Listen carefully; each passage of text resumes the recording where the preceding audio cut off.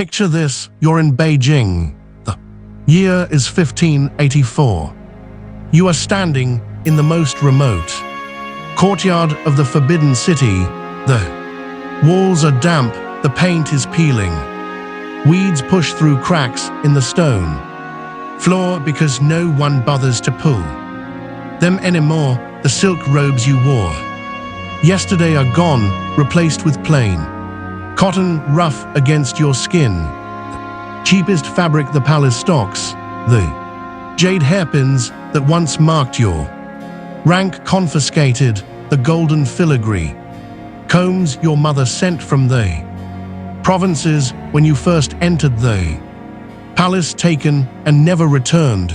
The servants who dressed you each morning, who prepared your cosmetics, who arranged your hair into the elaborate styles required by your station, every single one of them reassigned overnight.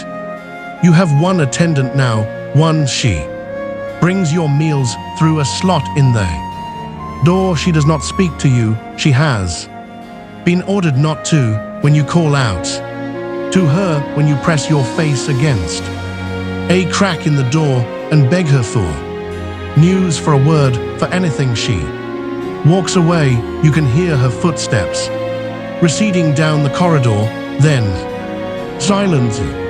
A silence so complete it fills the room like water, and you realize that this silence is not temporary. This silence is your new life. Your name is Wang. 6 years ago, you were a maid in the Empress Daga's chambers, a teenager scrubbing floors and folding sheets. Then one afternoon, the Emperor of China, the Wan Li Emperor, the most powerful man on Earth, walked through his mother's quarters and noticed you. What happened next was not a love story, it was a transaction. He took what he wanted, and weeks later, you were pregnant with his child. When the Empress Daga confronted her son, he denied everything. He did not want you. He was embarrassed by your existence. You were a palace maid, the lowest rung, a girl without family connections, without status, without anything that would make an emperor proud to claim you. But his mother produced the records. Every imperial visit was logged by eunuchs. Dates, times, chambers, there was no denying it. The emperor was forced to acknowledge the child and give you a title, consort Gong, not because he cared about you, because his mother left him no other choice. You gave birth to a son, the emperor's firstborn, the heir that 2,000 years of tradition demanded would one day sit on the dragon throne. And for that, the emperor never forgave you, because you had given him a son he did not want by a woman he wished he had never touched. His heart belonged to another noble consort, Jung, a woman he actually chose, a woman he actually loved, a woman whose son he wanted on the throne instead of yours. And so the emperor did something worse than executing you. He erased you. He sent you here to the palace of great brilliance, the most remote of the 6 eastern palaces.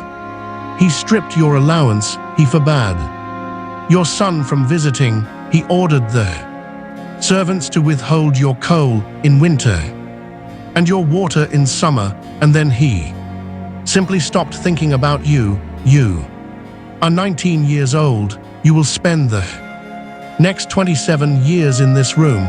You will cry every day until you go blind, and you will die here in the dark without ever seeing the face of the son you brought into this world. This is the cold palace, not a single building, not a single room.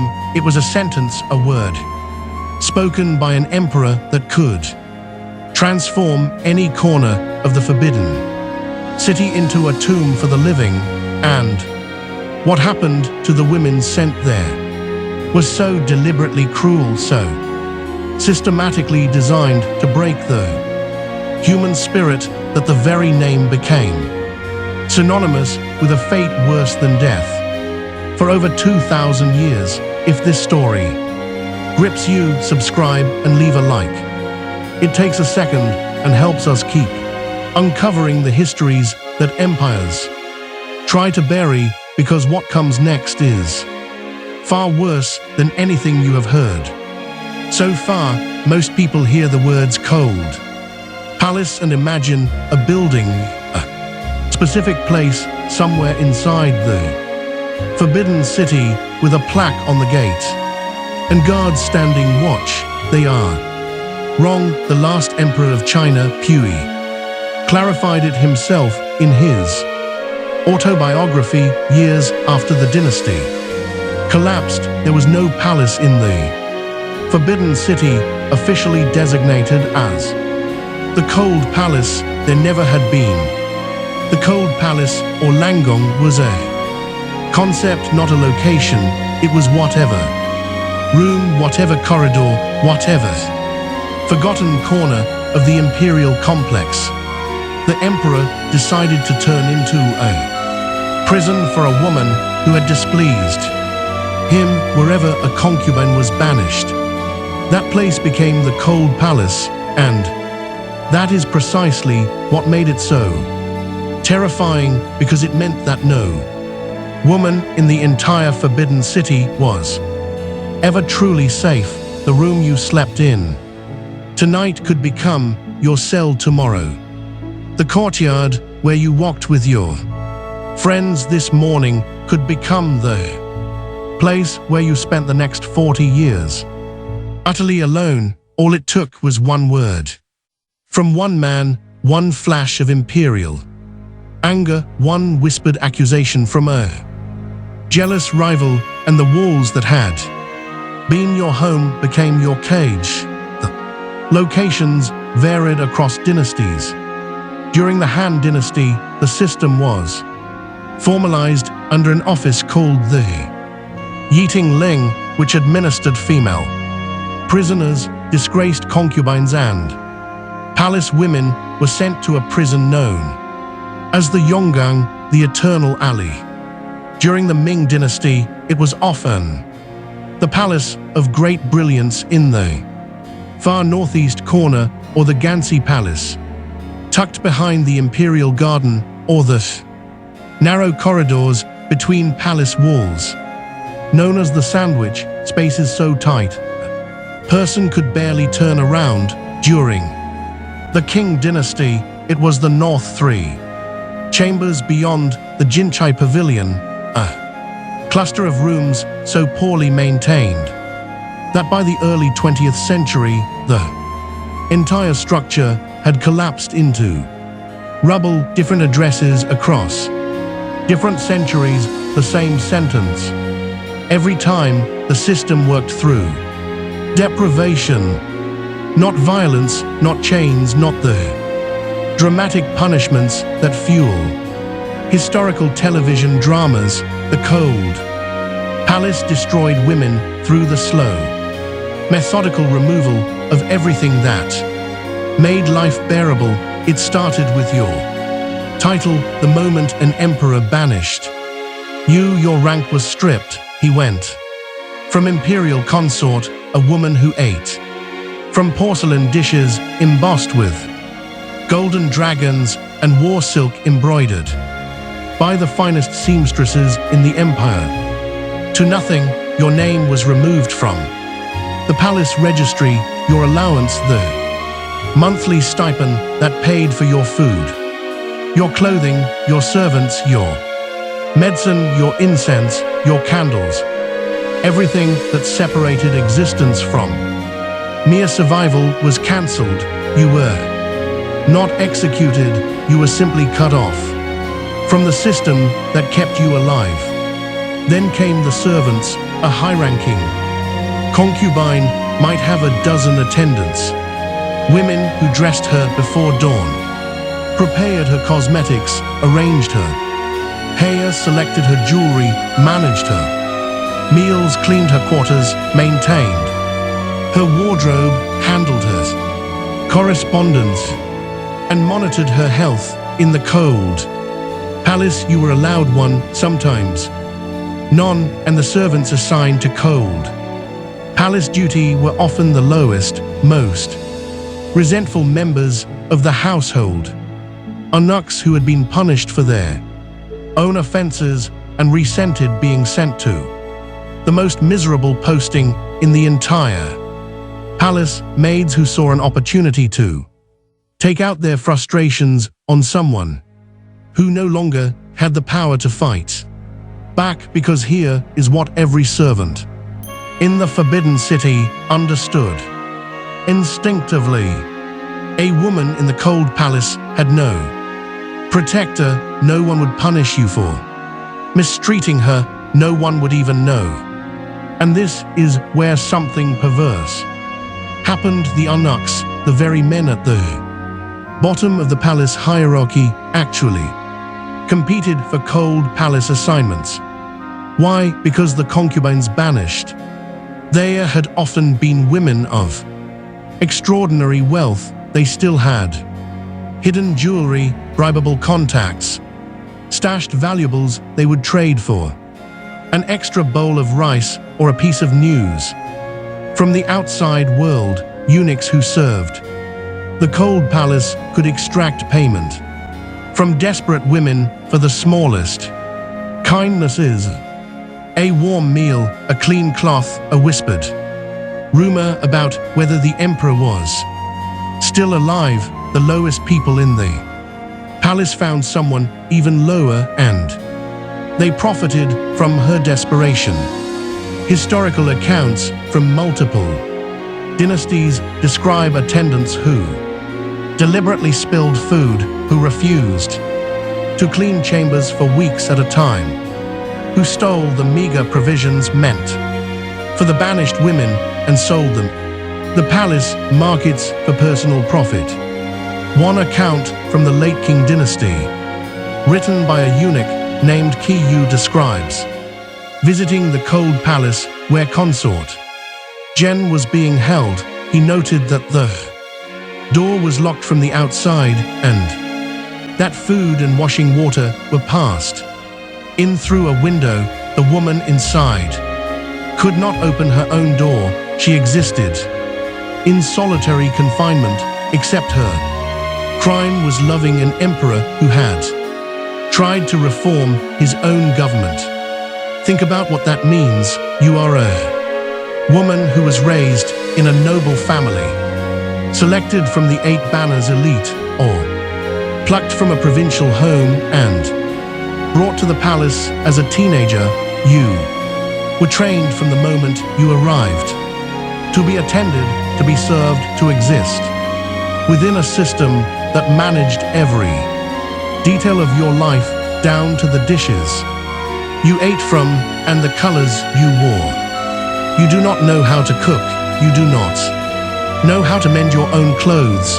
You have never drawn your own water or lit your own fire, and now you are alone in a room that no one cleans, wearing clothes that no one repairs, eating food that arrives cold and often spoiled if it arrives at all, and no one is coming to check on you. No one is asking whether you are well, because in the eyes of the empire you have ceased to exist.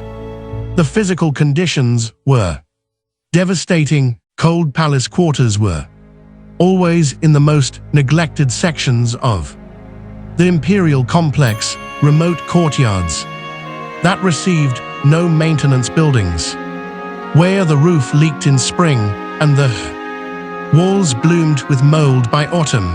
The rooms were dark, unlit, because candles and lamp oil were luxuries rationed by rank, and a woman with no rank received no light. She lived in permanent shadow, watching the patch of grey sky visible through a window grow bright and dim day after day. The only clock she had left in winter coal was the sole source of heat Inside the Forbidden City, the northern Chinese. Winter is brutal, temperatures drop well below freezing and stay there for months. Coal was rationed strictly by rank. The empress received the most. Imperial consorts received generous allotments. Low-ranking concubines received barely enough. When you had no rank at all, you received nothing.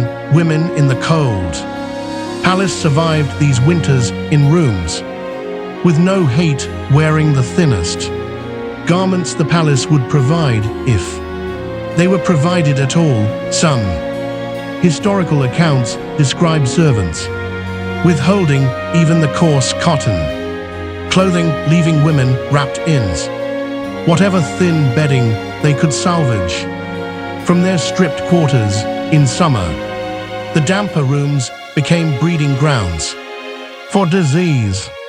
Mosquitoes, rats, infections that spread across skin already weakened by months of malnutrition. Medical care in the Forbidden City was reserved for women of status. An imperial physician attended the empress.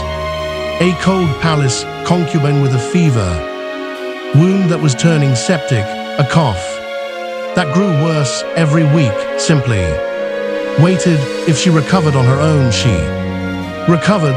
If she did not, a eunuch removed the body after dark, and the palace administration recorded her death the way it recorded the disposal of a broken vase. Routine maintenance. No family was notified, no funeral was held, no marker was placed. Her name, the palace name she had been given when she arrived years ago, the only name she had left was crossed off a list, and the room was empty again, waiting for the next woman. The emperor decided to forget, but here is the part that no one talks about: the physical suffering, the cold, the hunger, the disease. All of that was terrible, but it was not the worst of it. The worst of it was time. The cold palace had no end date. There was no sentence to serve, no parole, no annual review, no mechanism for release, no appeals process. You were there until the emperor changed his mind, and emperors almost never changed their minds, because changing his mind would mean admitting he had been wrong about something, and the Son of Heaven was never ever wrong.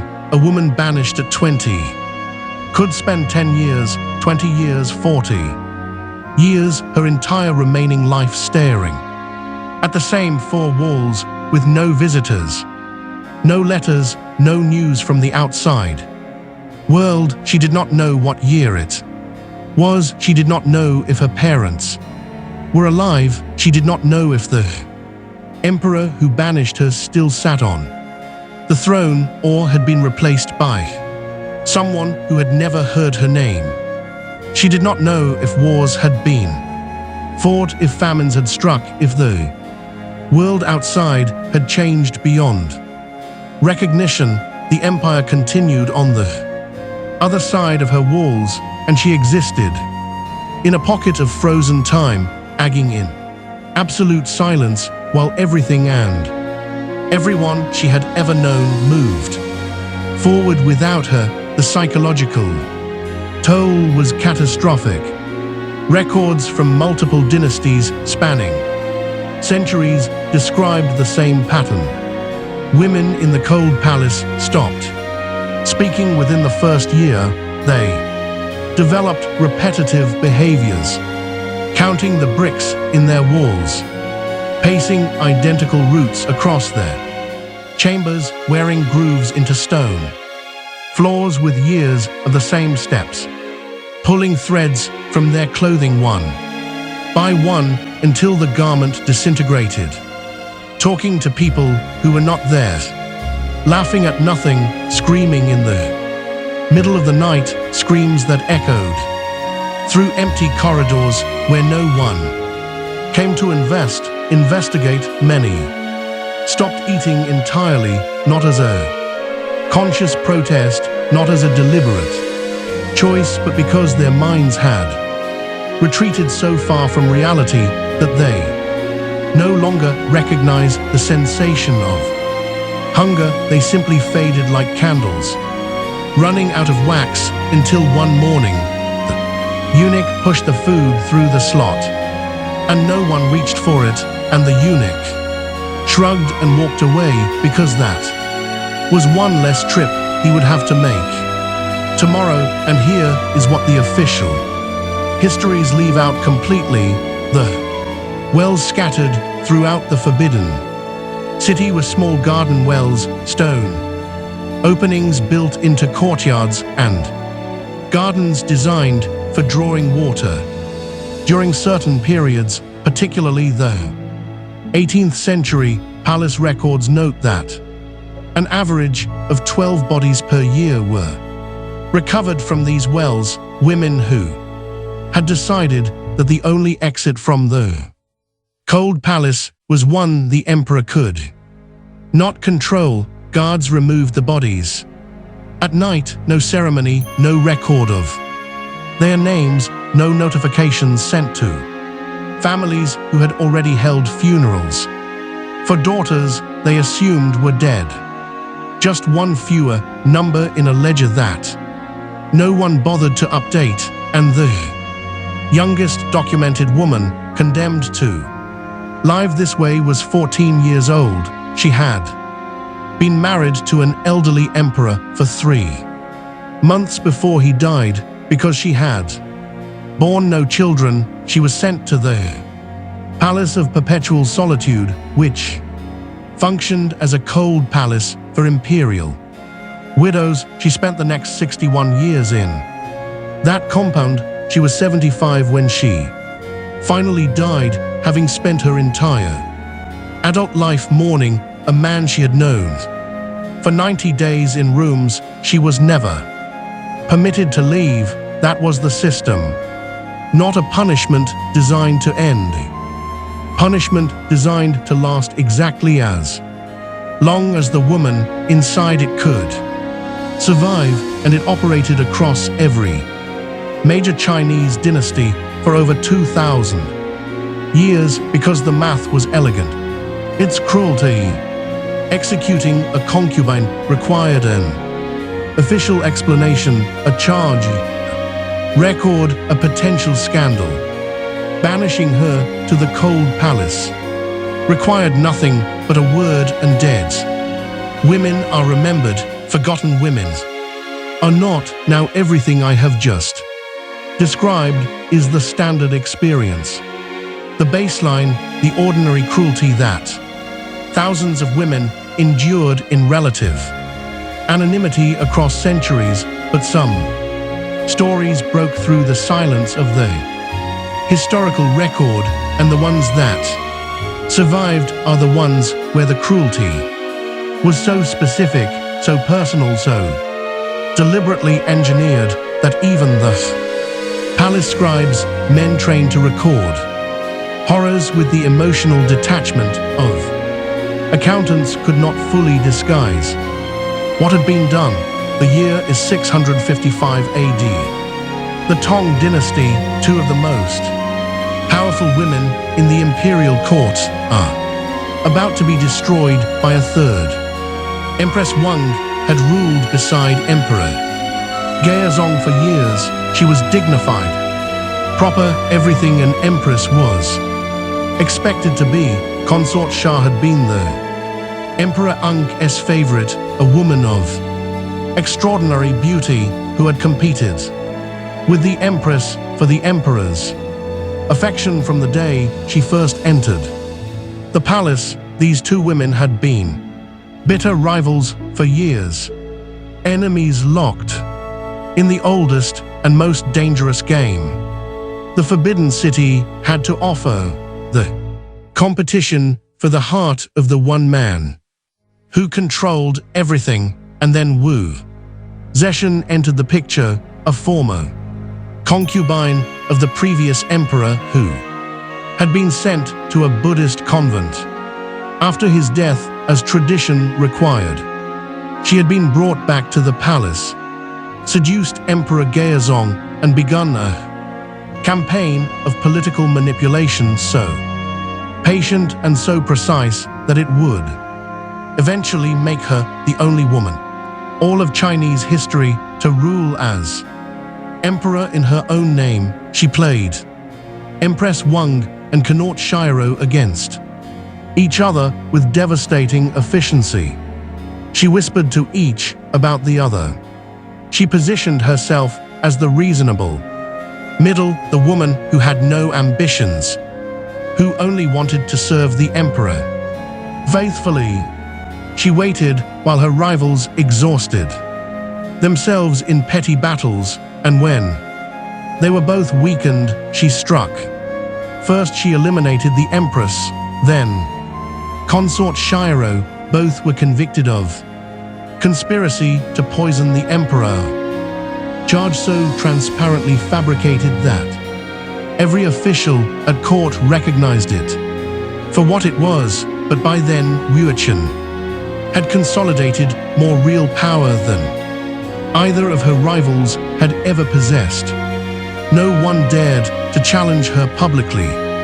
Both women were stripped of their titles, reduced to commoner status, and thrown into the cold palace. But this was not the cold palace that most women experienced. This was something designed specifically for them, something personal, according to the historical record preserved in texts like the ZZ Tongjian. The two former rivals were sealed inside a courtyard.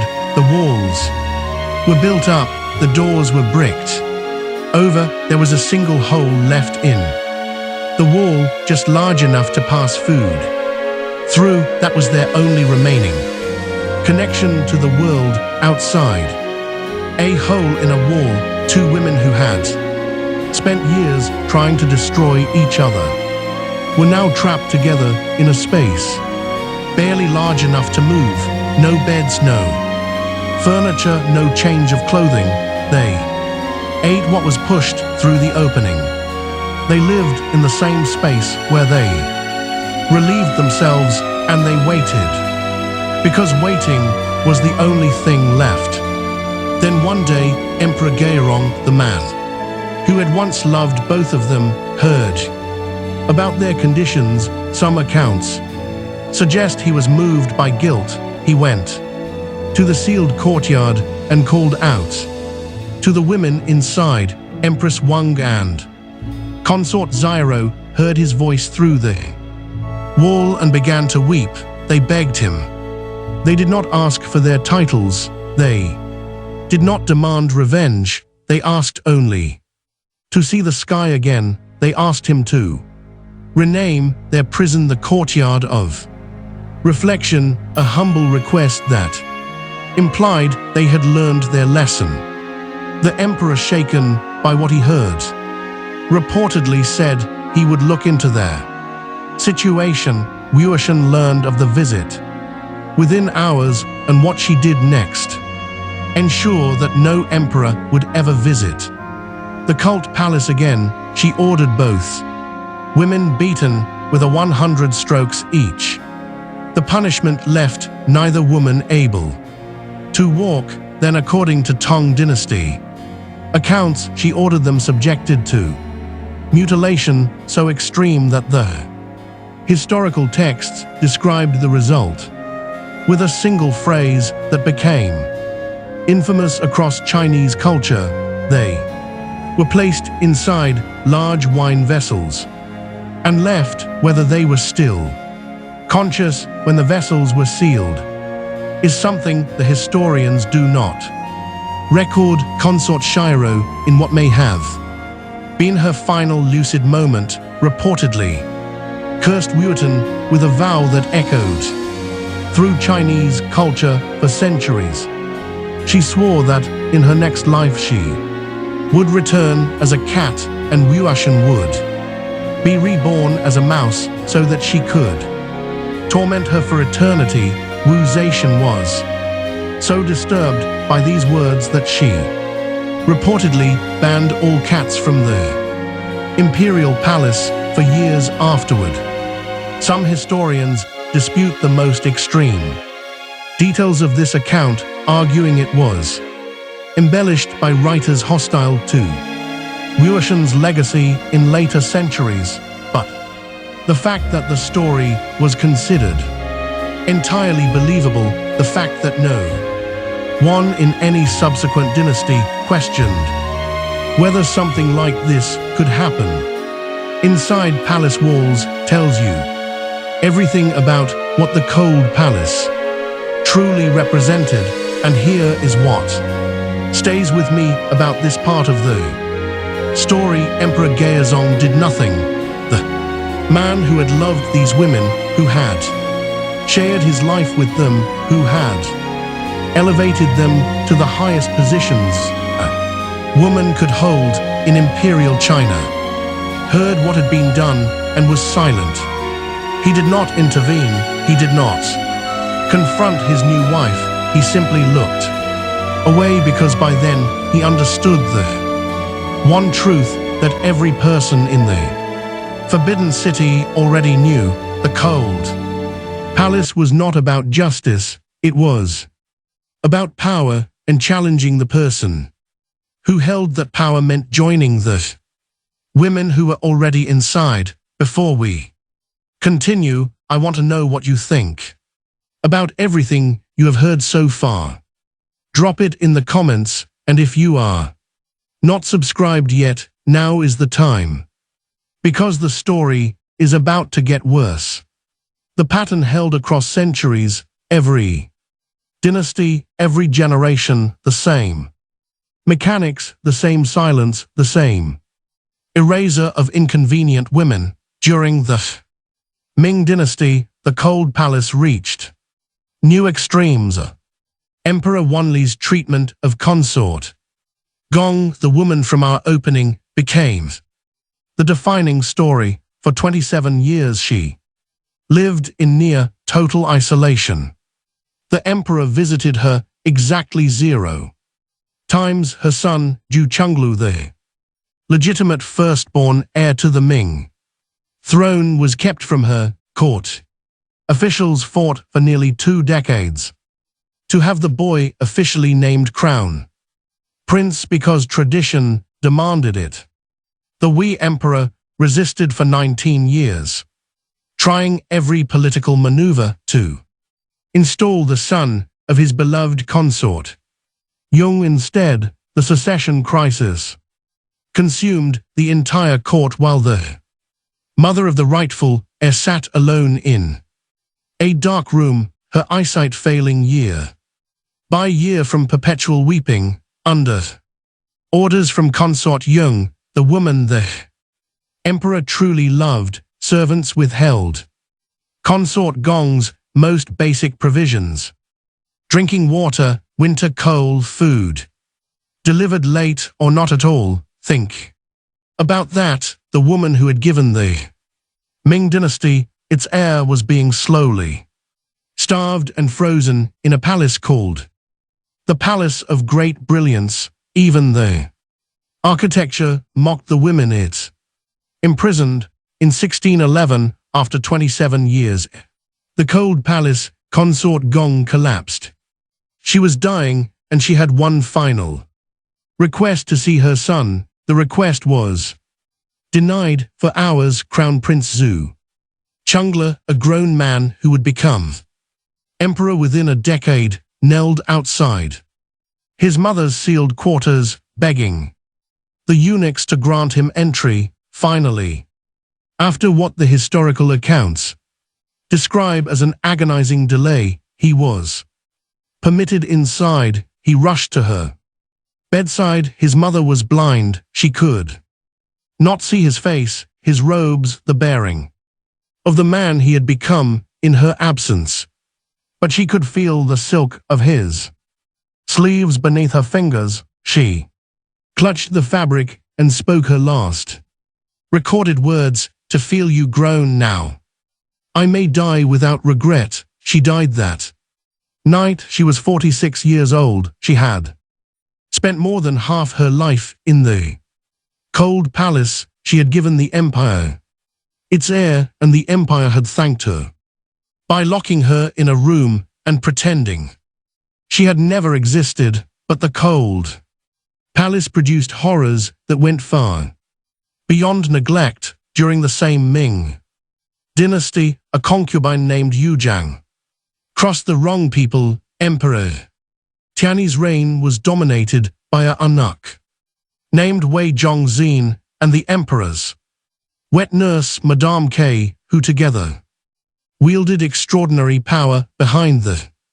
throne. When consort Yuzhang became pregnant with the emperor's child, Madame K saw the pregnancy as a threat, a potential heir who could disrupt her influence. She spread rumors. She poisoned the court against the young concubine. Emperor Tianyi, manipulated and furious, stripped consort Yu of her title and banished her to the cold palace. But this was not the cold palace of empty rooms and locked doors. This was the sandwich, the narrow corridor running between the inner and outer walls of the palace, a passage open to the sky above, but sealed on all sides by stone. No roof, no shelter from rain, sun, or the bitter northern winter. Consort Yuzhang was confined the space while still carrying the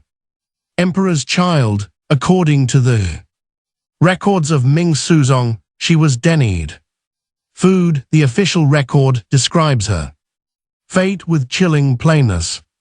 She was claustrophobic in the cold palace and was denied sustenance. She starved to death while still pregnant. The court historian recorded the outcome in a single devastating line: a corpse and 2 lives. They did not try to disguise what had happened. They did not invent a cause of death. They simply wrote it down and moved on to the next entry. And then there is a story that proves the cold palace could claim not only the powerless and the forgotten, but also the brilliant and the brave. The story of Consort Zhen, the Pearl Concubine.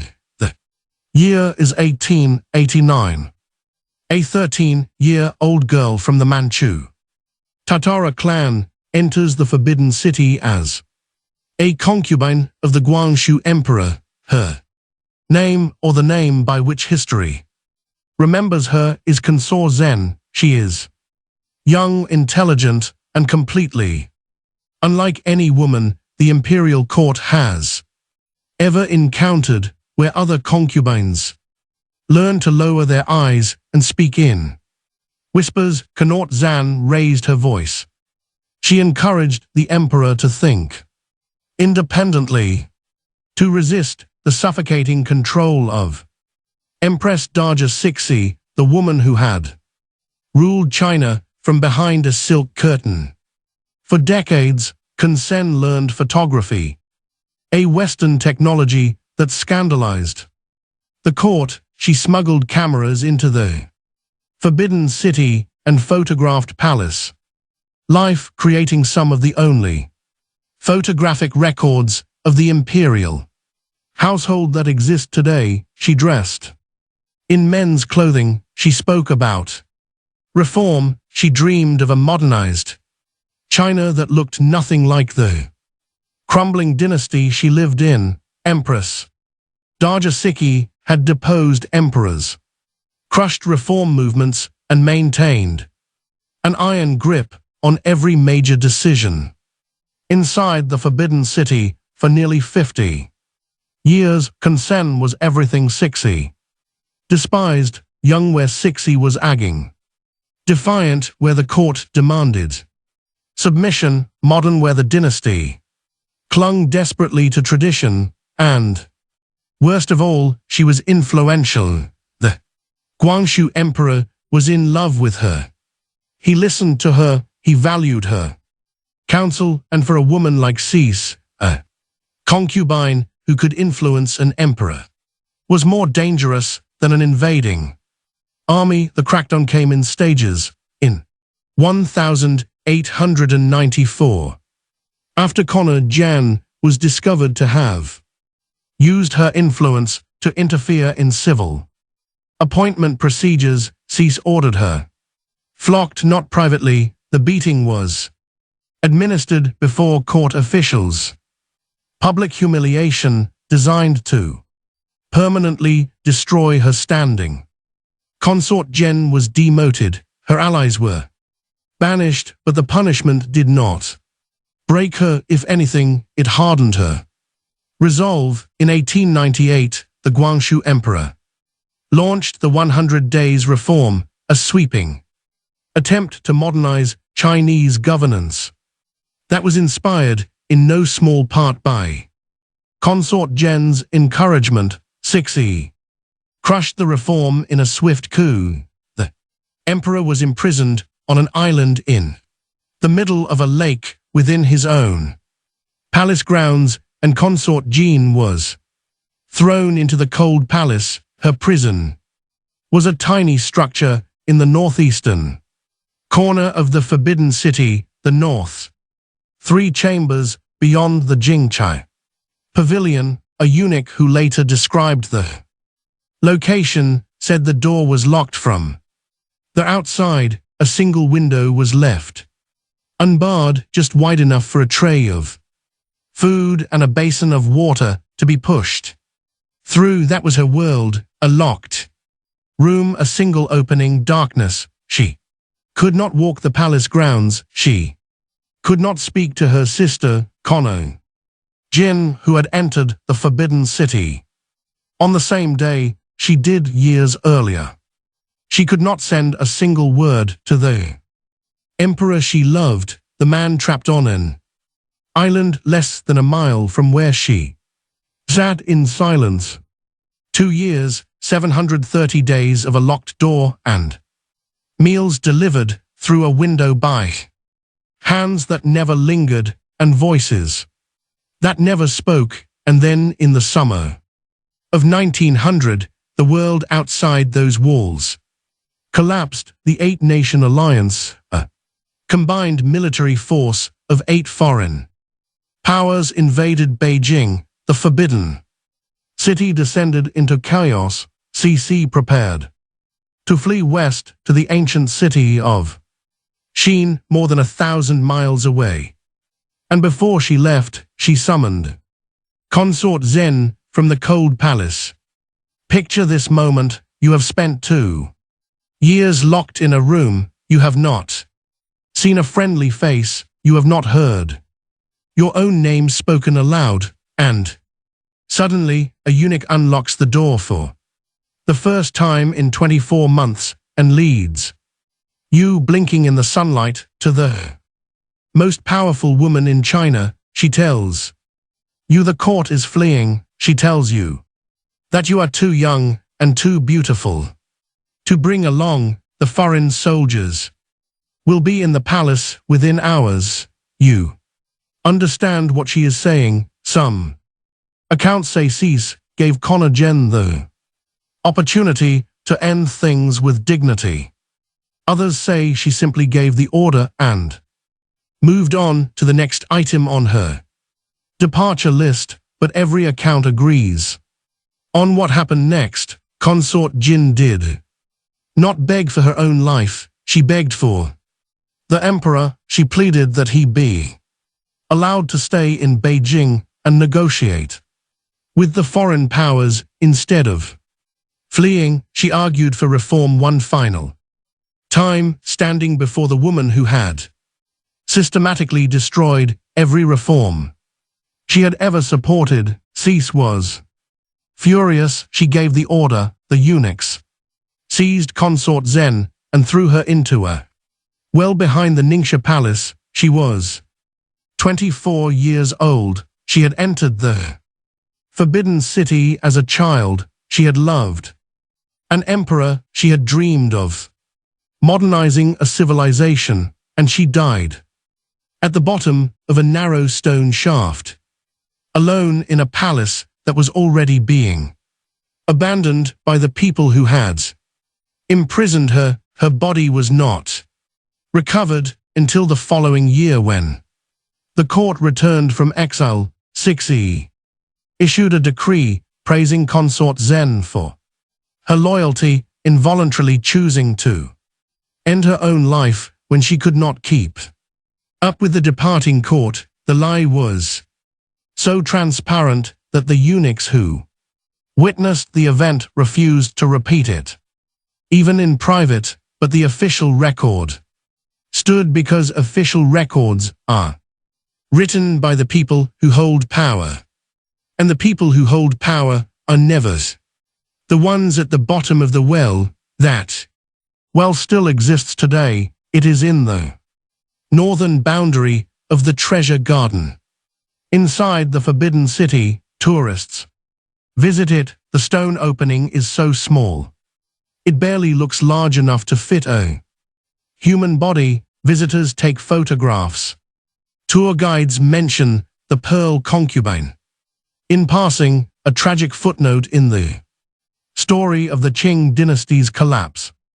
They do not mention the 2 years in the cold palace that preceded it. They do not describe the locked door, the single window, the silence. They do not explain that by the time Consort Zen reached that well, she had already been erased for years. The well was simply the last door in a palace that had been closing its doors on her one by one since the moment she dared to open her mouth. 2,000 years of this system, thousands upon thousands of women, Consort Gong, who cried herself blind, waiting for a son she was never allowed to see. Empress Wang and Connor Shiro sealed inside a courtyard and destroyed by a rival whose ambition consumed everyone in her path. Consort Yu Jiang starved in a corridor between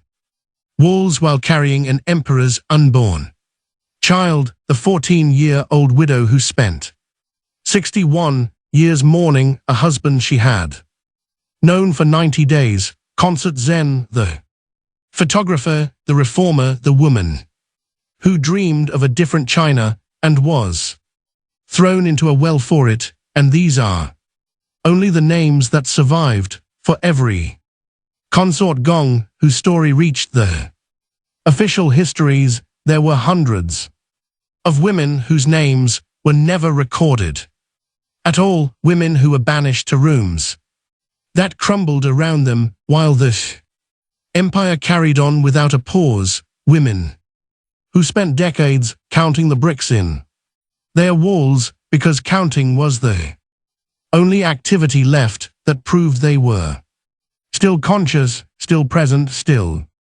alive in a place that had decided they were not. The cold palace was not a building, it was a philosophy, a belief held by every emperor across every dynasty that the most effective way to destroy a woman was not to kill her, but to make her disappear while she was still breathing, to surround her with walls and silence and the slow crushing passage of endless identical days, and let those 3 things accomplish what no executioner's blade ever could.